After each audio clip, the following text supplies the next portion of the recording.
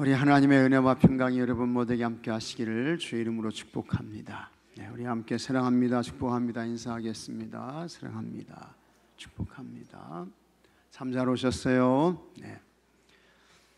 비가 갑자기 와가지고 예배당에 오시는 게 힘드셨죠, 그죠? 이 비가 갑자기 오면 그런 것 같아요. 하여튼 잘 오셔서 감사하고요. 자, 한번 같이 하겠습니다. 소통을 위한 언어. 오늘은 이제 이 언어에 관한 말씀인데요. 여기 사도행전 21장의 말씀은 이제 사도 바울이 제3차 전도 여행을 마치고 돌아오게 되는 것입니다. 모든 전도는 어디에서 출발했습니까? 시리아 안디옥에서 이제 출발한 거예요. 그래가지고 어디로 돌아왔어요? 안디옥으로 돌아온 거예요. 이 안디옥이 아주 중요한 곳이에요. 그래서 이제 초대교회는 두 곳이 있었잖아요. 예루살렘 초대교회하고 어디 초대교회예요? 안디옥 초대교회. 이렇게 이제 되는 것인데요. 이 예루살렘 초대교회와 함께 이 안디옥 교회가 아주 중요한 역할을 하게 되는데, 이 안디옥 교회에서 이제 바울과 바나바를 선교사로 파송하게 되는 거예요. 그들이 이제 복음을 전하죠. 아시아 지역에도 가고 유럽 지역에도 가고. 그래서 이제 이 안디옥에서 출발해 가지고 모든 선교 일정을 마치고 어디로 돌아오게 되느냐? 여기 이제 안디옥으로 이제 돌아오게 되는 것입니다. 그래서 이제 오늘 말씀은 제3차 전도 여행에 관한 말씀인데, 이 3차 전도 여행은 주후 53년에서 58년까지 이렇게 이제 전도 여행을 했고, 이 3차 전도 여행은 아시아 지역은 물론이요, 이제 2차 전도 여행을 했을 때에 갔던 그와 같은 지역에 다시 가가지고 복음을 전하고 안디옥으로 돌아와 가지고 이제 이 전도 여행을 이제 보고를 해야 되잖아요. 이제 우리 교회도 11월 4일 날 인도에 갑니다. 인도에 가게 되면 이제 그곳에서 두 곳 교회의 봉헌식을 이제 하는 거예요. 그러면 그와 같은 상황을 다 이제 하고 와가지고 여러분들한테 뭐 해야 돼요? 보고를 해야지, 보고. 우리가 이렇게 이제 다녀왔습니다. 가가지고 봉헌식을 했습니다. 그 후에 성도들을 만나고 왔습니다. 또 그 지역에서 목회하시는 목사님도 만나고 왔습니다. 그 교회 상황이 이렇더군요. 여러분 기도해 주십시오. 도와주십시오. 이제 보고를 해야 되잖아요. 바울도 이제 이 모든 선교에 대해서 이제 보고를 하는 거예요.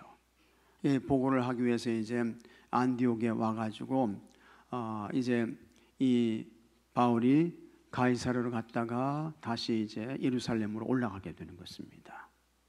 올라가게 돼가지고 거기에서 이제 보고를 하게 되는데, 여기 이제 말씀 보게 되면 21장 말씀 보게 되면 여기 아가보라는 선지자가 나와요.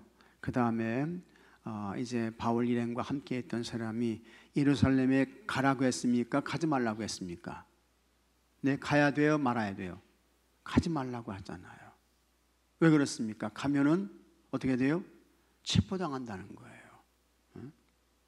가게 되면 큰 곤경, 어려움을 당한다는 거예요. 그래서 이 사도 바울에게 그곳으로 가면 안 됩니다. 가지 마십시오. 이제 이야기를 하는 거예요. 그러나 이 사도 바울이 무슨 이야기냐? 그런 소리 하지 말아라. 나는 그곳에서 결박당하는 것뿐만 아니라 무엇을 각오하기까지 가는 거예요? 죽음을 각오하서라도 난 갈 거야. 이렇게 이야기를 하는 거예요. 그래서 여기 사도행전 21장 13절 말씀 한번 읽어보겠습니다. 13절, 자, 다 같이 읽겠습니다. 바울이 대답하되 여러분이 어찌하여 울어 내 마음을 상하게 하느냐? 나는 주 예수의 이름을 위하여 결박당할 뿐 아니라 예루살렘에서 죽을 것도 각오하였노라. 나는 결박당하고 그 이상의 나는 죽어도 관계없어, 상관없어 하면서 나는 이제 예루살렘으로 올라간다, 이렇게 이야기를 하게 되는 거예요. 그래서 이 사도 바울이 이제 예루살렘에 올라가게 되는 것입니다. 올라가 가지고 예루살렘 교회의 성도들의 영접을 받게 되는 거예요. 그래서 여기 21장 17절 말씀 보면 예루살렘에 이르니 형제들을 기꺼이 영접하거늘, 이와 같은 말씀이 나오는데, 예루살렘 교회의 사도들과 그 다음에 성도들이 이 바울과 그 일행을 아주 잘 영접을 한 것입니다.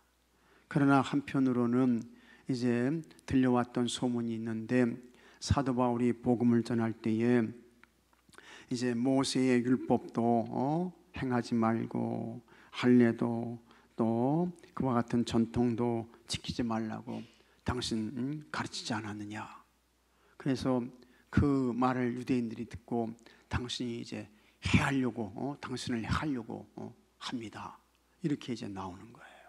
그러니까 이 유대인들에게 변론을 하기 위해서 성전에 들어가 가지고 정결 예식을 잘 행해서 나는 모세의 율법에 대해서도 아주 잘 지키고 전통도 잘 지키고 그런 거를 이제 사람들에게 보여줘라, 이렇게 이제 이야기를 하고 있는 것입니다. 이제 바울이 그렇게 했죠. 잘 그렇게 했는데 그때 또 무슨 일이 일어나게 되는 거 아님? 여기 이제 27절 말씀 보게 되면 아시아로부터 많은 유대인들이 와가지고 이제 바울에 대한 그와 같은 소문을 가지고 이 바울을 공격하게 되는 그와 같은 일들이 일어나게 되는 것입니다. 그러면서 이 사도 바울이 모함을 당합니다. 모함을 당하는데 무슨 모함을 당하는 거 하니? 헬라인을 데리고 어디에 들어갔다는 거예요? 성전에 들어가지 않았느냐? 그러나 실제적으로 바울이 그렇게 했습니까? 안 했습니까? 안 했죠.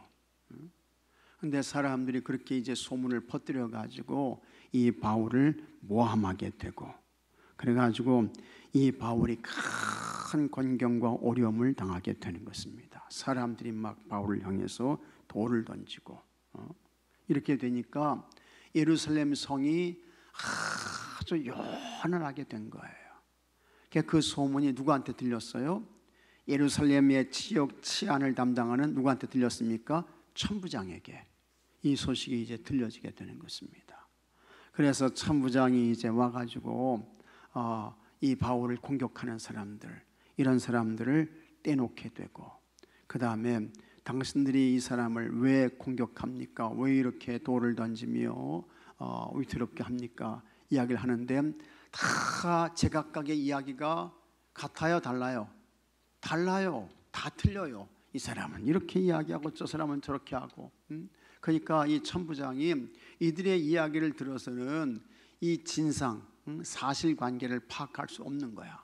그래서 저 사도 바울을 쇠사슬에 묶어서 병영으로 데려가라, 이렇게 이제 되는 거예요. 그러면서 이제 여기 영내에서 내가 당신한테 말을 좀 해도 되겠습니까? 그러면서 헬라어를 이야기하게 되는 것입니다. 하라 그랬더니 이 바울이 헬라 말을 잘 하네. 그 다음에 이제 유대인들에게 내가 변론을 해야 되겠습니다. 그래가지고 이제 유대인들에게 변론을 할 기회를 주죠. 층대 위에 올라가 가지고 유대인들을 말하는데 그때는 무슨 말로 해요? 히브리 말로 하게 되는 거예요. 그래서 이 바울이 헬라 말도 잘하고 헬라 말도 잘할 수 있었던 것은, 이 바울은 어디 출신입니까? 길리기아 다소 출신이에요. 다소 출신. 다소 출신이야. 이 다소는 아주 큰 도시였습니다. 그래서 대학이 있는 그와 같은 지역이었고 그랬는데, 그때에 헬라 문화가 그곳에 번성했는데 그 사도 바울 당시에는 어떤 나라가 이 다소를 지배하고 있었느냐? 길리기아 다소를 지배하고 있었느냐? 로마가 지배하고 있었던 거예요. 그러니까 이 사도 바울이 태어날 때부터 이 바울은 어느 국적을 가지고 태어난 겁니까? 로마 신분을 가지고 태어난 거예요. 그러나 혈통적으로는 어디 사람이에요? 유대인이야. 그래서 이 사도 바울은 이름이 몇 개예요? 2개예요. 2개. 로마식 이름은 뭐예요? 바울이야. 그 다음에 히브리식 이름은 뭐예요? 사울이야. 이렇게 되는 거예요. 그래서 태어날 때부터 이제 로마의 신분을 가지고 태어나고, 그러나 혈통으로는 정통 유대인이야. 그래서 이 사람은 바리새파에 속한 사람이고 베냐민 지파에 속한 사람이고 이제 이렇게 되는 거예요. 그래서 유대식 이름으로는 사울, 그 다음에 여기 로마식 이름으로는 바울, 이렇게 되는 거예요. 어떤 사람은 그렇게 이야기를 하잖아요. 사울이 변해서 뭐가 됐다는 거예요? 바울 됐다고 이야기하잖아요. 그건 틀린 거예요. 잘못 알고 있는 거예요. 목사님들이 그렇게 가르치는 사람이 있어요. 근데 그건 조금 무식이 용감한 거야. 그거는 그건 옳은 거 아니에요. 그거는요. 예, 그렇게 되는 거거든요. 그렇게 해가지고 이제 여기 예루살렘에 올라갔다가 이제 이 바울이 이제 어디로 압송됩니까? 가이사라로 압송이 되지요. 가이사라로 압송돼 가지고 그 가이사라 감옥에 갇히게 되는 거예요. 바울이 몇 년 동안 이 가이사라 감옥에 갇힙니까? 2년 동안 갇히게 되는 거예요. 이 가이사라 지역은 로마하고 배가 이렇게 이제 이어지게 되는 그와 같은 항구인데, 여기에 이제 총독의 관저가 있었다고요. 그 유대 지역 전체를 통치하고 관할하는 그와 같은 총독의 관저가 있었고, 큰 행사가 있을 때에 그때 이제 총독이 어디로 올라갑니까? 예루살렘으로 올라가게 되는 거예요. 그래서 이제 여기에서 이제 2년 정도 갇혀 있다가 이 바울이 내가 로마에 가가지고 복음을 전해야 되겠다. 이게 이제 하나님의 계획이야. 그래서 이것이 뭐가 되는 겁니까? 사도 바울의 몇 차 여행 되는 거예요? 4차 전도 여행이 되는 거예요. 그래서 로마까지 가가지고 거기에서 이제 복음을 전하게 되고, 내가 황제에게 재판을 받아야 되겠다. 구실을 삼아가지고 로마로 가게 되는 것입니다. 로마에 가서 복음을 전하다가 그곳에서 이제 순교하게 되는 그와 같은 말씀으로 맞춰지게 되는 것인데, 하여튼 오늘 말씀에서 이제 이야기하려고 하는 것은 이 바울이 사용한 언어, 이 언어에 대한 이야기를 하는 거예요. 근데 이제 바울이 사용했던 언어는 몇 가지예요? 3가지라는 거예요. 첫 번째는 같이 하겠습니다. 침묵의 언어, 침묵의 언어. 이것도 첫 번째 언어라는 거예요. 침묵의 언어. 그 다음에 헬라어. 그 다음에 뭐예요? 히브리어. 이 히브리어는 이스라엘 말, 유대인이에요. 유대인 말. 그 다음에 이 헬라어는 그리스 말. 이렇게 되는 거예요. 이와 같은 이 말을 이제 잘 사용해가지고 이제 소통했다는 이야기죠. 소통했다는 거예요. 우리도 이제 이 언어를 잘 사용해서 이제 소통해야 된다는 거죠. 위로는 누구와 소통해야 돼요? 누구와 소통해야 돼요? 위로는 하나님과 소통하고, 그 다음에 아래로는 뭡니까? 사람들과 소통하고. 그게 이제 십자가란 말이죠. 수직과 수평의 그와 같은 소통이 잘 되는 삶을 살아야 된다. 이제 그게 오늘 말씀의 내용이 되는 것입니다. 믿습니까, 여러분? 네. 자, 그러면 여기 37절 말씀 한번 같이 읽어보겠습니다. 바울이 천부장에게 이르되 내가 당신에게 말할 수 있느냐? 이르되 내가 헬라 말을 아느냐? 이렇게 이제 되는 것입니다. 사도 바울은 결박과 환란이 기다리고 있다는 성령의 경고에도 불구하고 예루살렘으로 돌아왔습니다. 예루살렘에 도착한 바울은 교회 지도자들의 권면에 따라 나스린의 소원을 한 이방인 4사람을 데리고 가서 정결 예식을 행했습니다. 이거는 이제 왜 이렇게 했습니까? 그 이유는 간단합니다. 나는 모세의 율법을 어기라고 가르친 적이 없다. 할례 받지 않아도 된다. 그런 거 가르친 거 없다. 이제 그런 것을 변론하기 위해서 이제 그랬던 것입니다. 이 일로 인해 오해한 유대인들은 바울을 붙잡아 죽이려고 했습니다. 바울이 환란 중에 사용한 언어는 무엇입니까? 첫째, 침묵의 언어. 바울은 정결 예식을 행한 4사람을 데리고 성전에 들어가 율법에 따른 정결의 기간을 마쳤다고 신고했습니다. 이때에 아시아에서 온 유대인들은 이방인들과 함께 있는 바울을 보고 그가 거룩한 성전을 더럽혔다며 소동을 일으켰습니다. 결례도 행하지 않은 이방인들을 데리고 성전에 들어온 것으로 오해한 사람들은 바울을 죽이려고 했습니다. 자, 그런데 그렇게 이제 복동의 소문이 로마 군대의 천부장에게까지 들렸고, 이 천부장은 굉장히 계급이 높은 사람입니다. 이 천부장은 몇 명의 부하를 거느린 사람이에요? 1000명. 그 다음에 백부장은 몇 명? 100명. 50부장은 50명. 그러니까 1000명이면요 굉장히 큰 거예요. 요즘 우리나라 군대로 말하면 일개 대대보다 더 큰 병력을 가지고 있는 거예요. 그리고 그 당시에 로마 병사라고 하는 것은 가장 용맹스럽고 싸움 잘하고 이제 그런 군인이었습니다. 그런 이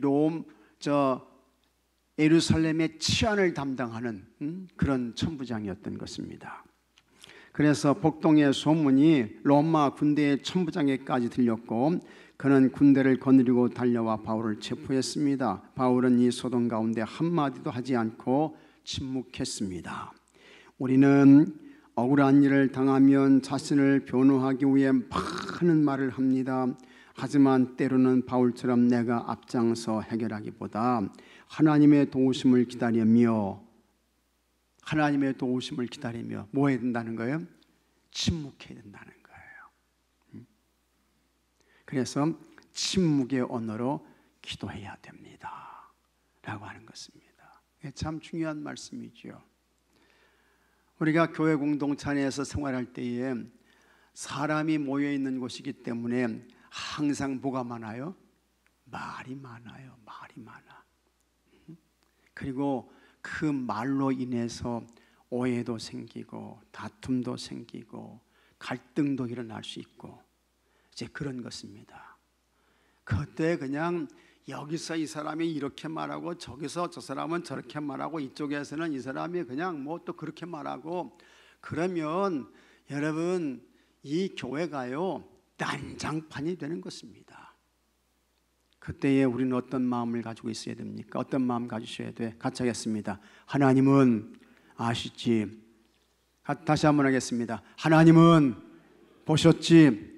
그 마음을 가지고 침묵하셔야 돼요. 그래야 잠잠해지는 거예요. 그래야 고요해지는 거예요. 그래야 교회의 평안이 찾아오게 되는 거예요. 아시겠지만 여러분, 교회가 분열되고 갈등을 일으키고 싸워서 갈라지고 깨지고 교회가 이렇게 이제 나눠지게 되는 것은요 순식간입니다. 말은 발이 있어요, 없어요? 없어요. 근데 발 없는 말이 어디까지 간다고요? 천리까지 가는 거예요. 그래서 하여튼 교회 공동체 안에서요 말 많이 하는 거 그거 절대로 좋은 거 아닙니다. 절대로 잘하는 거 아니에요. 그래서 이런 말은 잘 하셔야죠. 자, 한번 같이 하겠습니다. 합시다.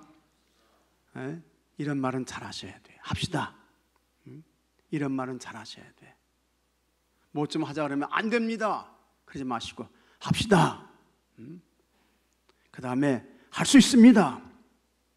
해보십시다. 이런 말은 잘해야 되지만 그러나 다른 말은 침묵하시는 게 좋습니다. 특히 부정적이고 비관적이고 비판적이고 그런 언어는요 침묵하시는 게 좋아요. 말 안 하는 게 훨씬 유익입니다. 이 사도 바울이 침묵의 언어 이걸 잘 쓴 거예요. 잘 쓴 거예요. 아니 게 아니라 여러분 천부장에게 변명한들 이 천부장이 예수님에 대해서 교회에 대해서 복음에 대해서 뭘 알겠어요? 뭘 알겠어요? 그러니까 침묵하는 거예요. 여러분들도 하여튼 갈등과 다툼과 싸움과 분쟁 그런 것은 없어야 되겠지만 혹시라도 그러한 일들이 있을 때에 가장 자기 잘못 없다고 다 저 사람 실수라고 그렇게 그러지 마시고 침묵하십시오. 하나님은 다 아시는 거예요. 하나님은 다 보시는 거예요. 사도 바울이 침묵의 언어를 사용하신 거예요. 그 다음에 둘째, 헬라말을 사용했습니다. 헬라말은 그리스 말이라고 했죠. 체포되어 로마 군영에 들어간 바울은 천부장에게 헬라어로 말했습니다. 침묵으로 일관하던 바울이 유창한 헬라어로 말하자 천부장은 놀라며 내가 헬라말을 아느냐고 물었습니다. 천부장은 바울을 얼마 전 4,000명을 거느리고 와서 폭동을 일으켰다가 도망친 애굽인으로 착각하고 있었습니다. 바울은 천부장에게 길리기아 다소 출신의 유대인임을 밝혔습니다. 이는 바울이 로마 시민권을 가지고 있음을 드러낸 것입니다. 태어날 때부터 이 사도 바울은 로마 시민권자로 태어난 거예요. 이 길리기아 다소가 로마의 지배를 받고 있었기 때문에 바울이 다소에서 태어나 헬라어를 사용하는 환경에서 교육받고 자란 것은 이건 정말 하나님의 놀라운 치밀한 계획이었습니다. 만일에 여러분 바울이 이 헬라어를 사용할 줄 몰랐다고 하면 복음이 유럽으로 갔어요, 못 갔어요? 아시아를 넘어서 유럽으로 갔을까요, 못 갔을까요? 못 갔어요. 안 됐어요. 근데 이 바울이 길리기아 다소에서 하여튼 대학을 다니고 공부를 많이 하면서 이 헬라어를 익히게 되었고 그 다음에 이 헬라어가 능통했기 때문에 그 언어를 가지고 어디로 갑니까? 유럽, 그리스, 마게도냐 여기로 가게 되는 거예요. 그래가지고 통역 없이 여러분 그냥 가가지고 헬라어로 복음 전하고 설교하고 그랬던 거예요. 얼마나 참 대단합니까? 얼마나 굉장해요. 제가 엊그제 우리 인도 선교사님하고 차명철 선교사님하고 전화 통화를 했어요. 그래가지고 봉헌식을 해야 되는데 설교를 어떻게 해야 됩니까? 그렇게 이제 물었더니 이 선교사님이 하는 이야기가 목사님 먼저 제가 설교하게 되면 영어로 통역해야 됩니다. 그 다음에는 이제 다시 영어를 인도 현지어로 통역해야 됩니다. 이중 통역을 해야 된다는 거예요. 내가 그냥 한국말로 하게 되면 선교사님이 받아가지고 그냥 막 인도말로 그렇게 하는 게 아니래요. 우리 네팔 갔을 때는 이 따비따라고 하는 이 방주센터 원장이 한국말을 그래도 어지간히 해가지고 괜찮게 해가지고 이제 내가 이렇게 설교하게 되면 바로바로 통역을 했거든요. 그러니까 얼마나 참 쉬워요. 근데 우리 인도 갈 때는 그게 아니야. 내가 설교하게 되면 영어로 통역해야 돼. 근데 이제 제가 여러 번 영어가 유창하면 제가 그냥 영어로 하면 되지만 제가 그 정도 능력이 안 되잖아요. 그러니까 나는 한국말로 해야 되고 그래서 우리 김용숙 권사님이 이제 통역을 해야 된다는데 원고를 달라고 하는데 무슨 원고가 무슨 필요 있어요. 그냥 설교해야지 가가지고 10분 설교하는데 이게 10분 설교만 해도 통역하니까 얼마 걸리는 거예요? 2번 통역을 해야 되니까 30분 소요되는 거예요. 10분 설교만 해도. 그런데 사도 바울은 그런 과정을 거치지 않고요 그냥 헬라말로 그냥 자유롭게 이렇게 설교를 한 거예요. 그러니까 복음이 그냥 유럽 지역으로 그냥 왕성하게 들어갔던 거예요. 참 하나님의 놀라운 역사지요. 굉장한 역사예요. 여러분들도 하여튼 사도 바울이 이렇게 헬라어를 사용해가지고 복음을 왕성하게 잘 전했던 것처럼 여러분들 우리가 무슨 뭐 영어를 할 줄 모르고 무슨 뭐 인도말도 할 줄 모르고 무슨 뭐 일본말도 할 줄 모르지만 하여튼 우리는 우리가 주신 한국말 가지고 아주 유익하게 복음 전하는데 잘 쓰시는 여러분들이 되시기를 주의 이름으로 축복합니다. 이게 이제 바울이 헬라어를 사용했다는 거예요. 그 의미예요. 감사한 거죠. 그래서 하나님은 헬라어에 능숙한 바울을 이방인을 위한 사도로 사용하시고 헬라어로 성경을 쓰게 하셨습니다. 우리에게도 하나님이 주신 재능과 은사가 있습니다. 이 은사를 나만을 위해 쓰는 것이 아니라 하나님이 주신 사명을 위해 잘 사용해야 합니다. 셋째, 무슨 말을 썼습니까? 히브리 말을 사용했다는 거예요. 이 히브리 말은 유대인 말입니다. 유대인 말. 헬라어로 천부장과 대화를 나눈 바울은 백성들에게 말할 기회를 얻었습니다. 계단 위에 선 바울은 백성들을 조용하게 한 후 히브리 말로 말했습니다. 바울은 헬라 말뿐 아니라 히브리 말도 능숙했습니다. 그렇죠. 이 사람은 이제 정통 유대인 바리새파에 속한 사람이니까. 바울이 히브리 말로 연설을 시작하자 이스라엘 백성들은 조용히 그의 말을 들었습니다. 언어는 사람과 사람 사이의 소통을 위해 꼭 필요한 도구입니다. 바울은 헬라어로 이방인들과 막힘없이 소통했고 히브리 말로 유대인들과 능숙하게 소통했습니다. 우리가 동일한 언어로 사람들과 소통할 수 있으면 하나님의 큰 복입니다. 이 복을 잘 활용해야죠.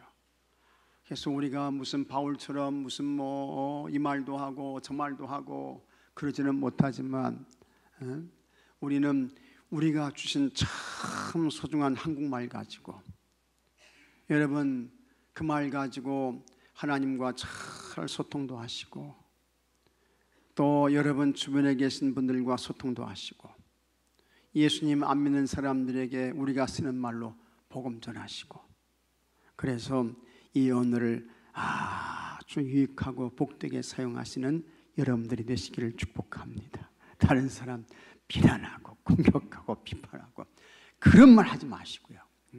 안 됩니다. 못합니다. 할 수 없습니다. 그런 말 하지 마시고요. 그거는 언어를 잘못 쓰는 거예요.